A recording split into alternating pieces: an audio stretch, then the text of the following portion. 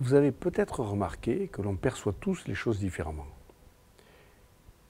Que certaines personnes seront plus intéressées par ce qu'ils entendent, d'autres personnes plus intéressées par ce qu'ils voient, et d'autres vont vous parler plus de leur ressenti.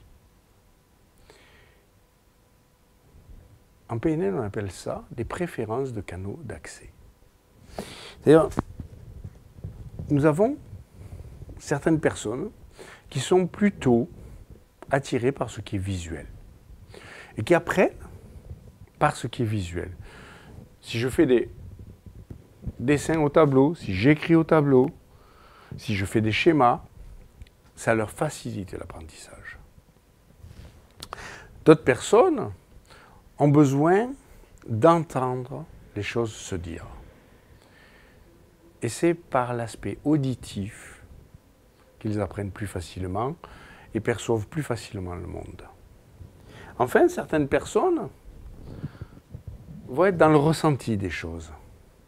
Certaines personnes ont une façon d'apprendre, une façon de percevoir le monde qui va être plus à travers ce qu'elles en ressentent.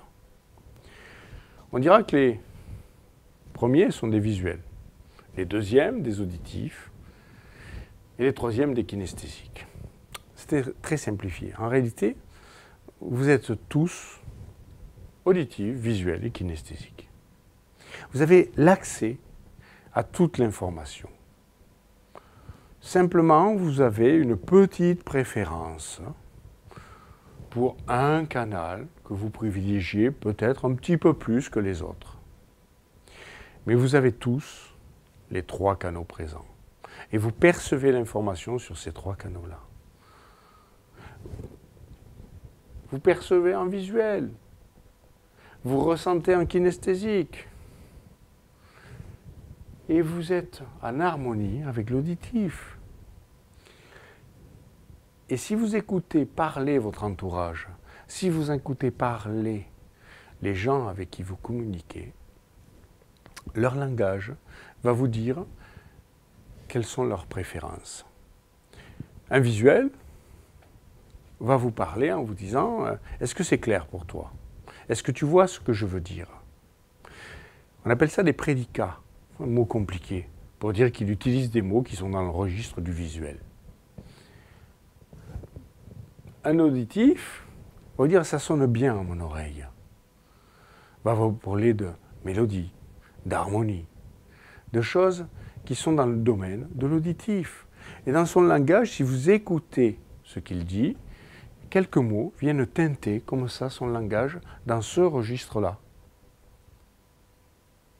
Et cela teinte bien son langage. Les kinesthésiques vont vous parler du poids que pèsent leurs problématiques, vont vous parler de leurs ressentis, de leurs émotions, vont utiliser des mots qui sont dans leur registre du toucher, de la douceur, de la lourdeur, de la légèreté. Tous ces mots qui sont dans le registre de la gamme du ressenti tactile. C'est leur canal privilégié. Ça ne veut pas dire qu'ils n'utilisent pas les autres. Mais si vous voulez communiquer avec eux, utilisez vous aussi un langage qui soit dans leur registre à eux. Et ils vous comprendront beaucoup plus facilement. Le lien s'établira avec eux et ils comprendront plus immédiatement ce que vous voulez dire. Des fois, nos problèmes de communication viennent du fait qu'un visuel va communiquer avec un auditif ou un kinesthésique en restant dans son contexte visuel.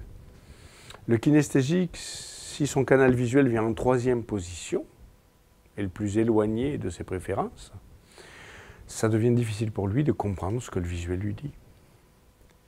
Donc essayez, dans vos communications, de vous aligner sur le langage et le canal dominant du sujet avec qui vous voulez communiquer. N'oubliez jamais qu'en termes de communication, le responsable de la communication, c'est vous. Si vous n'obtenez pas le message en retour, c'est que vous n'avez pas émis le bon message, vous. Donc restez là-dessus. Il existe une espèce, nous dirons, les digitaux, des professeurs Nimbus, des ordinateurs humains quelque part. Ces gens qui ont toujours la tête dans les étoiles et sont peu dans les émotions, sont très calculateurs, très froids, peu émotionnels. Ces gens-là, à l'origine, ce sont des kinesthésiques, mais qui ont tellement subi par les émotions, qui ont tellement subi de fortes émotions qu'ils s'en sont protégés. En se protégeant des émotions, ils se sont coupés d'une source d'information importante. Ce n'est pas qu'ils ne ressentent pas les émotions, c'est qu'ils sont dans le déni du ressenti de ces émotions. Le corps les vit, mais elles ne passent pas jusqu'à la tête. C'est un univers personnel que la tête chez eux, puisqu'ils filtrent tout le monde à leur réflexion. Pas d'émotion, juste de la réflexion et de l'analyse. S'ils arrivent à renouer avec leur ressenti en revenant sur le kinesthésique, en regagnant ce qu'ils ont perdu en se protégeant de cette façon-là, parce que les émotions sont très importantes.